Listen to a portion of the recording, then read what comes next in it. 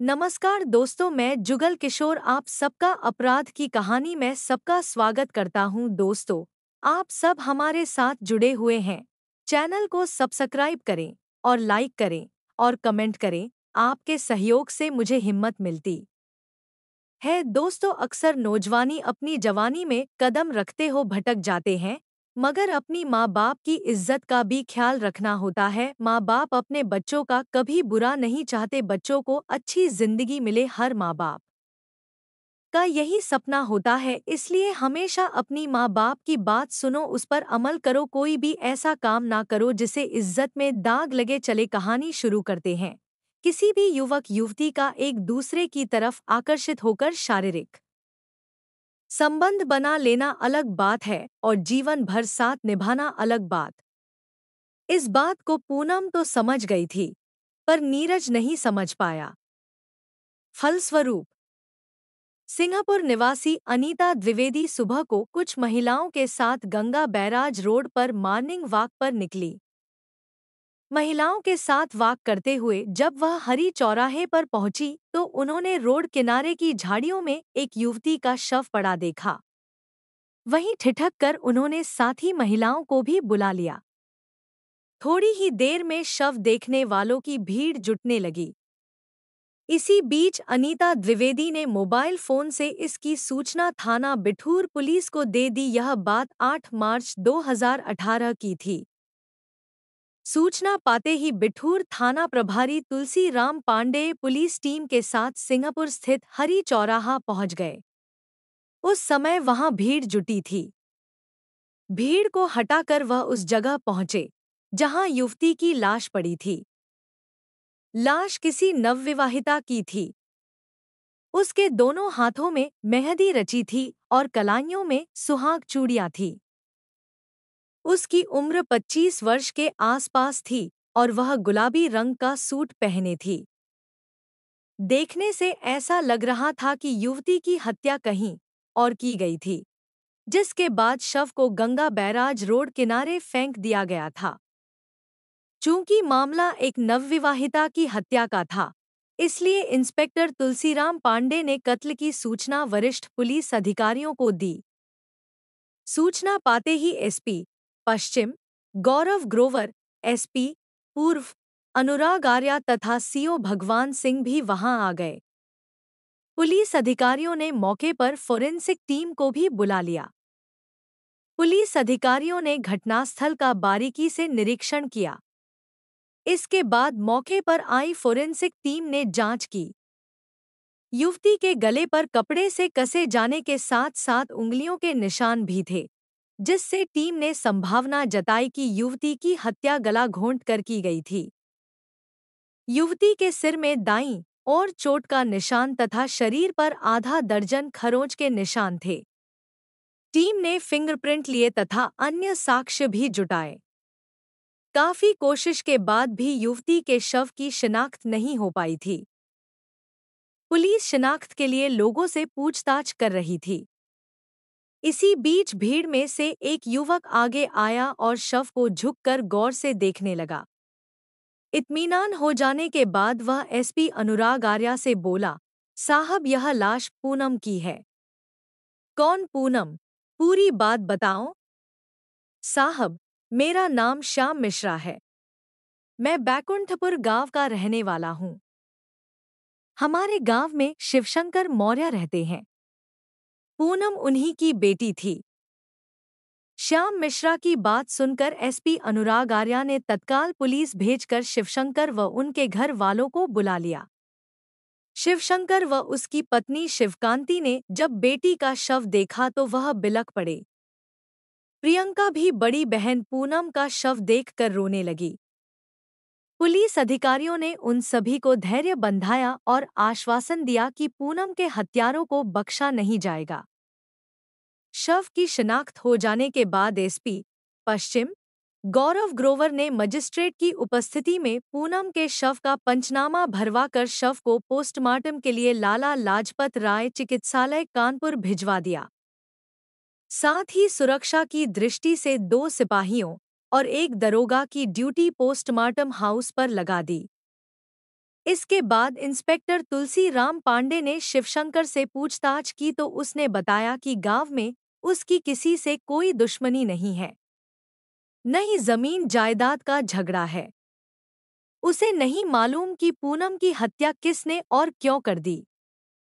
चूंकि शिवशंकर ने किसी पर शक नहीं जताया था, इसलिए तुलसीराम पांडे ने शिवशंकर को वादी बनाकर धारा 302 आईपीसी के तहत अज्ञात के खिलाफ रिपोर्ट दर्ज कर दी।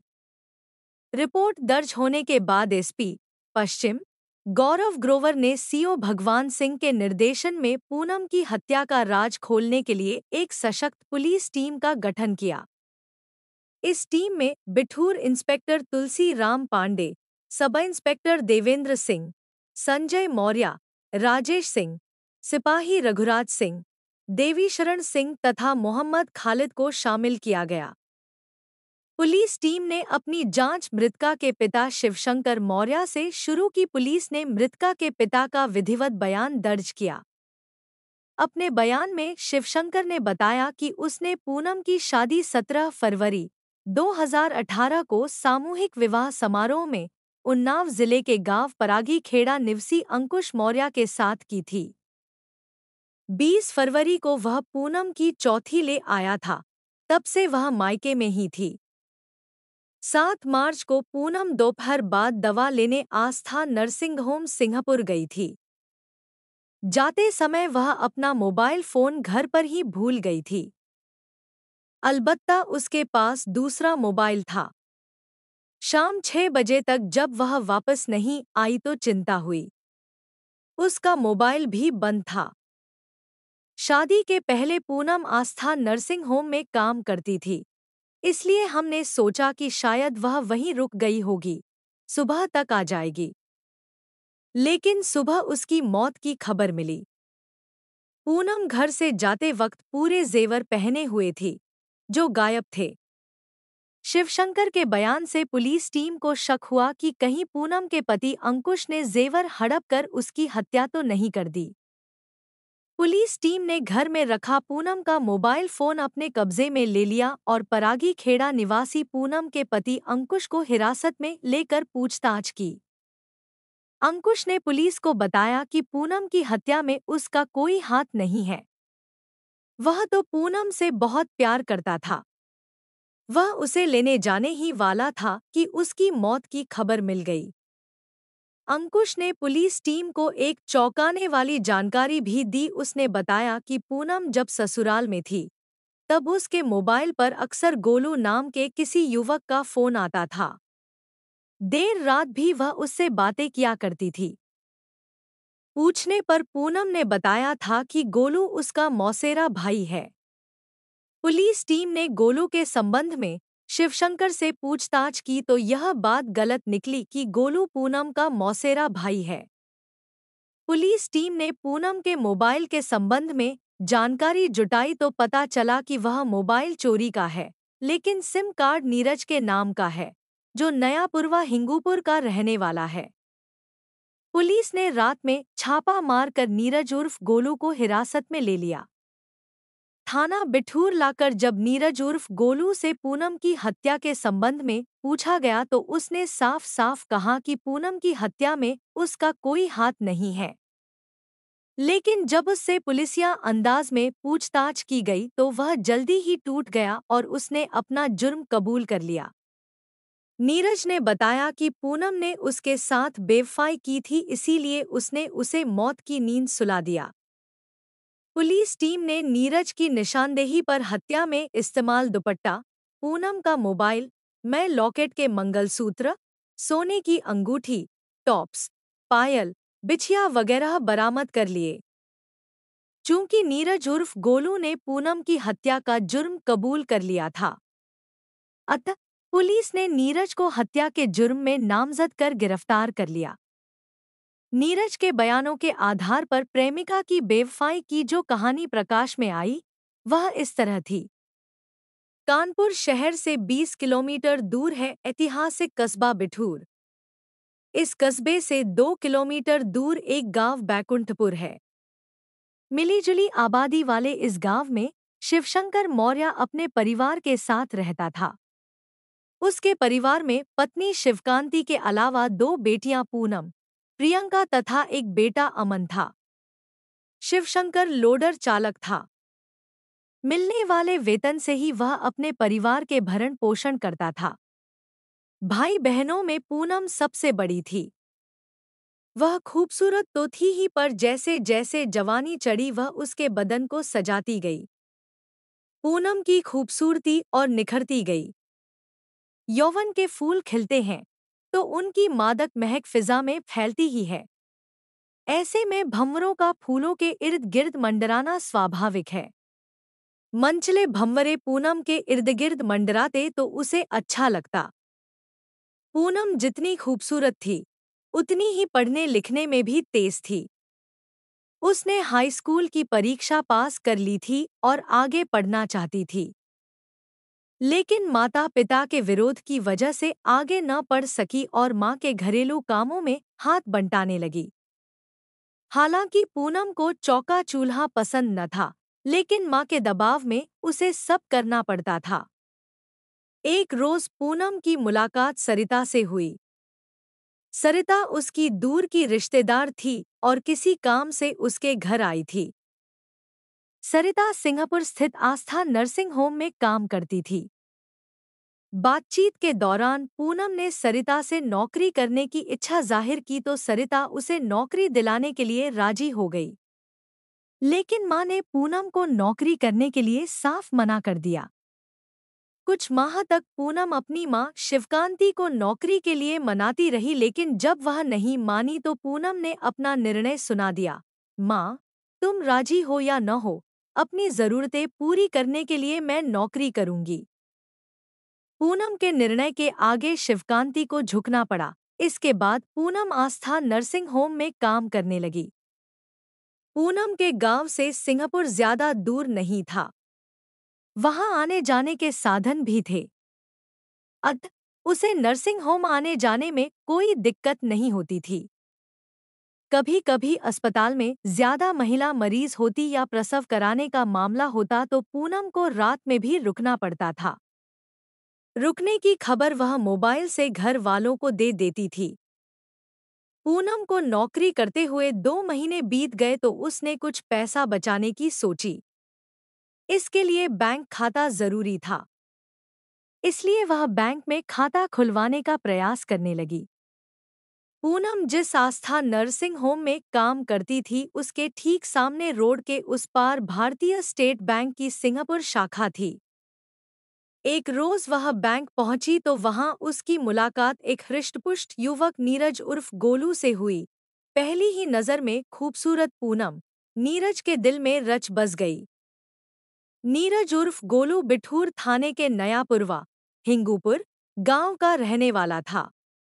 उसके पिता केशव मौर्य मेहनत मजदूरी करके अपना परिवार चलाते थे। 3 भाई बहनों में नीरज सबसे बड़ा था। साधारण पढ़ा लिखा नीरज पेशे से मैकेनिक था। बैंक में मनोज नाम के व्यक्ति का जनरेटर लगा था। इस जनरेटर का ऑपरेटर नीरज था। बिजली चली जाने पर वह जनरेटर चालू करता था। सुबह 10 बजे से शाम 6 बजे तक उसकी ड्यूटी बैंक में रहती थी। पूनम और नीरज पहली ही मुलाकात में एक दूसरे के प्रति आकर्षित हो गए। पूनम ने जब नीरज से खाता खुलवाने की बात कही तो उसने भारतीय स्टेट बैंक की सिंगापुर शाखा में पूनम का खाता खुलवा दिया। खाता खुला तो पूनम का बैंक में आना जाना शुरू हो गया। नीरज जब भी पूनम को देखता मदहोश सा हो जाता था। वह उससे एकांत में मिलने का मौका तलाश करने लगा। पूनम जब बैंक आती तो वह नजरें चुराकर पूनम को निहारता रहता था। पूनम नीरज की नजरों की भाषा खूब समझती थी। एक दिन जब पूनम आई तो वह उसका हाथ पकड़कर उसे बैंक के जीने के नीचे ले गया। वहां एकांत था। वहां नीरज ने पूनम का हाथ पकड़कर कहा, पूनम मैं तुमसे बहुत प्यार करने लगा हूं। पूनम खामोश रही तो उसने अपनी बात दोहराते हुए फिर कहा, पूनम, अगर तुमने मेरे प्यार को स्वीकार नहीं किया तो मैं अपनी जान दे दूंगा। अब एक पल भी तुम्हारे बिना अच्छा नहीं लगता। कैसी बात करते हो नीरज? इस तरह किसी लड़की का हाथ पकड़ना कहाँ की सभ्यता है? पूनम ने मुस्कुराते हुए कहा, तुम प्यार करते हो तो यह ठीक है, पर मैं तुमसे प्यार नहीं करती। पूनम की मुस्कुराहट से नीरज की हिम्मत बढ़ गई। उसने पूनम को अपने आगोश में भर लिया। पूनम उसके सीने से चिपट कर बोली, नीरज, मैं भी तुमसे प्यार करती हूँ और काफी दिनों से तुम मेरे दिल में बसे हुए हो। मैं चाहती थी कि शुरुआत तुम करो। बताओ, मुझे जीवन के किसी मोड़ पर धोखा तो नहीं दोगे? तुम मेरे मन में बस गई हो पूनम, भला मैं तुम्हें कैसे धोखा दे सकता हूँ? तुम तो मेरी जिंदगी हो। नीरज की ये विश्वास भरी बातें सुनकर पूनम समर्पण की भावना के साथ उससे लिपट गई। धीरे धीरे दोनों का प्यार अमरबेल की तरह बढ़ने लगा। पूनम के दिल में नीरज गहराई तक उतरता चला गया। बैंक के जीने के नीचे का एकांत स्थल उनके मिलने की पसंदीदा जगह बन गया। इस सब के चलते एक दिन दोनों के बीच मर्यादा की सारी दीवारें भी ढह गईं। इस रोज जैसे ही पूनम अस्पताल की ओर बढ़ी, नीरज बीच रास्ते में उसका हाथ पकड़कर बोला, शाम 6 बजे बैंक आ जाना। मैं तुम्हारा इंतजार करूंगा। पूनम को लगा जैसे उसका दिल उछलकर सीने से बाहर आ जाएगा। अस्पताल में उसका पूरा दिन बेचैनी से गुजरा। वह सोचती रही कि नीरज ने बुलाया है तो जाना तो पड़ेगा ही। वह खुद भी नीरज से मिलना चाहती थी। ज्यों-ज्यों दिन ढलने लगा, पूनम की बेचैनी बढ़ने लगी। मिलने का तयशुदा वक्त आया तो पूनम तेज कदमों से बैंक की ओर बढ़ गई। बैंक के करीब पहुंचते ही नीरज उसे दिख गया। वह बैंक के जीने की सीढ़ियों पर बैठा था। तब तक बैंक बंद हो गई थी और सन्नाटा पसरा था। नीरज पूनम का हाथ पकड़कर जीने की सीढ़ियां चढ़ते हुए छत पर पहुंचा। वहां घुप अंधेरा था। नीरज ने बिना कुछ कहे सुने उसे बाहों में भर लिया और उसके नाजुक अंगों से खेलने लगा। दोनों ही खुद पर काबू न रख सके और अपनी हसरतें पूरी कर ली। कुछ देर बाद जब नीरज ने पूनम को खुद से अलग किया तो उसने महसूस किया कि वह अपना बहुत कुछ खो बैठी है। वह फफक फफक कर रोने लगी तो नीरज ने उसके आंसू पोंछते हुए कहा, पूनम, मैं तुमसे प्यार करता हूँ। मेरा वादा है कि मैं तुमसे ही शादी करूंगा। रोने की जरूरत नहीं है। जो मेरी अमानत थी वह मैंने ले ली। वादा करो फिर मिलोगी। पूनम ने नीरज को गहरी नजरों से देखा और उससे फिर मिलने का वादा करके अपने घर चली गई। इसके बाद पूनम अक्सर शाम को नीरज से उसी जगह एकांत में मिलती। नीरज से मिलने के चक्कर में पूनम को घर आने में देर हो जाती थी। माँ पूछती तो पूनम बहाना बना देती। लेकिन धीरे धीरे सब कुछ शिवकांति की समझ में आने लगा था। शिवकांति ने अपने पिता शिवशंकर से कहा, जल्दी से पूनम के हाथ पीले कर दो, वरना हाथ मलते रह जाओगे। लड़की के पर निकल आए हैं। पत्नी की बात शिवशंकर को सही लगी। वह पूनम के ब्याह के लिए दौड़ धूप करने लगा। पूनम को विवाह की जानकारी हुई तो वह घबरा गई। उसने अपने विवाह की जानकारी नीरज को देकर कहा, गोलू, जल्दी से कोई उपाय खोजो, वरना मैं किसी और की दुल्हन बनकर चली जाऊंगी और तुम ताकते रह जाओगे। ऐसा कभी नहीं होगा पूनम। तुम्हें अपना बनाने का मेरे पास एक उपाय है। क्या उपाय है? पूनम ने पूछा। यही कि तुम मेरे साथ भाग चलो। कहीं जाकर हम दोनों शादी कर लेंगे। इसके बाद कोई भी हमारा कुछ नहीं बिगाड़ पाएगा। ठीक है, मुझे सोचने समझने का मौका दो। फिर एक दिन नीरज की मीठी मीठी बातों में आकर पूनम घर परिवार से नाता तोड़कर सपनों की सजीली दुनिया में जीने के लिए उसके साथ उड़ गई।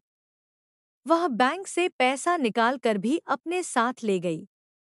इधर देर रात तक जब पूनम घर नहीं पहुंची तो मां शिवकांति को चिंता हुई। मां ने उसे तलाश भी किया, लेकिन पूनम का कोई पता न चला। शिवशंकर घर आए तो शिवकांति ने उन्हें बताया कि पूनम अभी तक अस्पताल से नहीं आई है। शिवशंकर ने आस्था नर्सिंग होम की ऑपरेटर से बात की। उसने बताया कि पूनम आज ड्यूटी पर नहीं आई थी। यह जानकारी पाकर शिवशंकर भौचक्के रह गए। उन्होंने अपने स्तर पर पूनम को सभी जगह तलाश किया, लेकिन उसका कुछ भी पता नहीं चला। जवान बेटी के भाग जाने से शिवशंकर की बिरादरी व रिश्तेदारों में थू-थू होने लगी थी।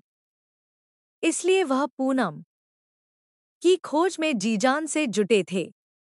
2 दिन बाद शिवशंकर को आस्था नर्सिंग होम की एक महिला कर्मचारी से पता चला कि पूनम की दोस्ती बैग के जनरेटर ऑपरेशन नीरज से थी। पूनम शायद उसी के साथ गई होगी। यह अहम जानकारी मिली तो शिवशंकर ने नीरज के संबंध में जानकारी जुटाई। पता चला कि नीरज भी गायब है।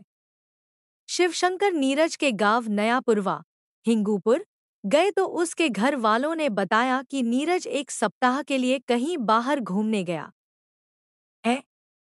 इससे शिवशंकर को पक्का यकीन हो गया था कि नीरज ही पूनम को बहला फुसला कर भगा ले गया है। इस पर शिवशंकर ने थाना बिठूर में नीरज के विरुद्ध प्रार्थना पत्र देकर बेटी की बरामदगी की गुहार लगाई। पुलिस पूनम को बरामद कर पाती उसके पहले ही पूनम अपने ननिहाल आजाद नगर, कानपुर पहुंच गई। उसने अपने नाना बाबूलाल को बताया कि उसने अपने प्रेमी नीरज से मंदिर में शादी कर ली है। बाबूलाल ने इसकी जानकारी शिवशंकर को दी तो वह पूनम को समझाकर घर ले आए। इसके बाद घर वालों के दबाव और पुलिस हस्तक्षेप से नीरज और पूनम अलग अलग रहने को राजी हो गए। दरअसल पुलिस ने जब नीरज को जेल भेजने की धमकी दी तो वह घबरा गया और पुलिस की बात मान ली। इस घटना के बाद कुछ समय के लिए नीरज और पूनम का मिलना जुलना बंद हो गया, लेकिन बाद में दोनों चोरी छिपे फिर मिलने लगे। इसी बीच नीरज ने वक्त बेवक्त बात करने के लिए पूनम को एक मोबाइल फोन दे दिया। फोन में सिम उसी के नाम का था। पूनम को मोबाइल मिला तो दोनों में बातचीत का सिलसिला शुरू हो गया। पूनम को जब भी मौका मिलता वह नीरज से लंबी बातें करती और प्यार की दुहाई देती। शिवशंकर ने पूनम की अस्पताल वाली नौकरी अब छुड़वा दी थी, इसलिए पूनम घर पर ही रहती थी। शिवकांति भी बेटी पर कड़ी नजर रखने लगी थी। इसी बीच शिवशंकर को मुख्यमंत्री सामूहिक विवाह योजना की जानकारी मिली तो उसने अपनी बेटी पूनम का रजिस्ट्रेशन करा दिया। इस योजना के तहत वरवधू को 20,000 रुपए का चेक, घर गृहस्थी का सामान तथा वधू को आभूषण व वस्त्र दिए जाने का प्रावधान था। वरवधू का परिचय सम्मेलन हुआ तो शिवशंकर भी अपनी पत्नी शिवकांति व बेटी पूनम को साथ लेकर पहुंचा। शिवशंकर ने उन्नाव जिले के परागी खेड़ा गांव निवासी राजवीर मौर्य के पुत्र अंकुश मौर्य को अपनी बेटी पूनम के लिए पसंद कर लिया। पूनम और अंकुश ने भी एक दूसरे को देखकर हामी भर दी। 17 फरवरी 2018 को सामूहिक विवाह में पूनम की शादी अंकुश से हो गई। शादी के बाद पूनम अंकुश की दुल्हन बनकर ससुराल पहुंच गई। चूंकि पूनम सुंदर थी, उसे जिसने भी देखा उसी ने उस के रूप सौंदर्य की तारीफ की। अंकुश स्वयं भी सुंदर पत्नी पाकर खुश था। सजीला पति पाकर पूनम भी खुश थी। फिर भी उसे अपने प्रेमी नीरज की रह रहकर याद आ रही थी। सुहागरात को भी वह नीरज को भुला नहीं पाई थी। ससुराल में पूनम मात्र 3 दिन ही रही। इस बीच नीरज फोन करके उससे बातें करता रहा। अंकुश ने बार बार फोन आने पर पूनम को टोका तो वह बोली, गोलू का फोन आता है। गोलू मेरी मौसी का लड़का है। अंकुश ने सहज ही पूनम की बात पर यकीन कर लिया। 20 फरवरी को शिवशंकर अपनी बेटी पूनम को ससुराल से लिवा लाया। दरअसल परंपरा के हिसाब से नवविवाहिता ससुराल में पहली होली जलती नहीं देख सकती थी। इसी परंपरा की वजह से शिवशंकर होली से 8 दिन पहले ही पूनम को ले आया था। मायके आते ही पूनम स्वतंत्र रूप से विचरण करने लगी। उस पर किसी तरह की बंदिश नहीं थी। पूनम के पास मोबाइल फोन पहले से ही था। पहले जब वह अपने पूर्व प्रेमी नीरज से बात करती थी तो उसी के दिए गए मोबाइल से फोन करती थी। वह नीरज से दिन में कई कई बार बात करती थी। बातचीत के दौरान वह खूब खिलखिलाकर हंसती थी और नीरज को शादी करने की सलाह देती थी। चूंकि पूनम ने नीरज के साथ बेवफाई की थी सो उसे पूनम की खिलखिलाहट और सलाह नागवार लगती थी। वह नफरत से भर उठता था। जैसे जैसे दिन बीतते गए उसकी नफरत भी बढ़ती गई। आखिर उसने पूनम को सबक सिखाने की ठान ली। 7 मार्च 2018 की दोपहर नीरज ने पूनम से मीठी मीठी बातें की और शाम को मिलने के लिए बैंक बुलाया। दोपहर बाद पूनम ने साज श्रृंगार किया, फिर मां को बताया कि उसके पेट में दर्द है। वह दवा लेने आस्था नर्सिंग होम सिंगापुर जा रही है। शिवकांति ने उसे जल्दी घर लौट आने की नसीहत देकर दवा लाने की इजाजत दे दी। पूनम शाम 4:30 बजे सिंगापुर स्थित भारतीय स्टेट बैंक शाखा पहुंची। नीरज वहां जनरेटर के पास कुर्सी डाले बैठा था। पूनम के आते ही उसने कुटिल मुस्कान बिखेरी, फिर पूनम को बैंक के बगल से जाने वाले जीने की सीढ़ियों पर ले गया।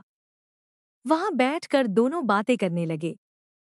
बातचीत के दौरान नीरज ने पूनम से छेड़छाड़ शुरू की तो उसने विरोध करते हुए कहा कि अब वह किसी और की अमानत है।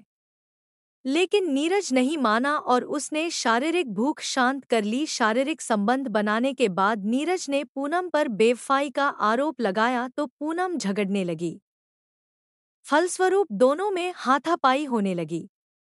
गुस्से में नीरज ने पूनम का सिर जोर से दीवार पर टकरा दिया, जिससे वह बेहोश होकर गिर पड़ी। यह देख वह बुदबुदाया, बेवफा औरत, तू मेरी नहीं हुई तो मैं तुझे किसी और की भी नहीं होने दूंगा। आज मैं तुझे बेवफाई की सजा देकर रहूंगा। कहते हुए नीरज ने पूनम के गले में उसी का दुपट्टा कस दिया और फिर गला घोंट दिया। पूनम को मौत के घाट उतारने के बाद नीरज ने उसके शरीर से सारे आभूषण उतारे और मोबाइल फोन अपने पास रख लिया। इसके बाद वह लाश को सीढ़ियों पर ही छोड़ कर चला गया। लगभग 3 घंटे तक लाश सीढ़ियों पर ही पड़ी रही। रात लगभग 9:30 बजे नीरज पुन बैंक आया। सन्नाटा देख कर उसने पूनम का शव कंधे पर लाद कर सीढ़ियों से उतारा और उसे बाइक पर रखकर गंगा बैराज रोड के किनारे झाड़ियों में फेंक कर फरार हो गया। इधर जब देर रात तक पूनम दवा लेकर घर नहीं लौटी तो शिवशंकर व उसकी पत्नी शिवकांति को चिंता हुई। रात भर दोनों परेशान रहे। दूसरे रोज शिवशंकर पूनम को पता लगाने आस्था नर्सिंग होम जा ही रहा था कि पुलिस जीप उसके दरवाजे पर आकर खड़ी हो गई। जीप में बैठे पुलिसकर्मी शिवशंकर व उसकी पत्नी शिवकांति को गंगा बैराज स्थित हरी चौराहा ले गए, जहां उनको पूनम की लाश मिली। शिवशंकर ने अज्ञात के खिलाफ रिपोर्ट दर्ज कराई। पुलिस ने जांच आगे बढ़ाई तो नीरज उर्फ गोलू संदेह के घेरे में आ गया। उसे गिरफ्तार कर जब पूछताछ की गई तो उसने हत्या का जुर्म कबूल कर मृतका पूनम के आभूषण व मोबाइल बरामद करा दिए। 12 मार्च 2018 को थाना बिठूर पुलिस ने अभियुक्त नीरज उर्फ गोलू को कानपुर कोर्ट में रिमांड मजिस्ट्रेट के समक्ष पेश किया, जहां से उसे जिला जेल भेज दिया गया। दोस्तों, आपको कहानी कैसी लगी कमेंट कर जरूर बताएं। कल फिर मिलेंगे एक नई कहानी के साथ। तब तक आप अपना ख्याल रखें। चैनल को सब्सक्राइब करें और लाइक भी करें। धन्यवाद।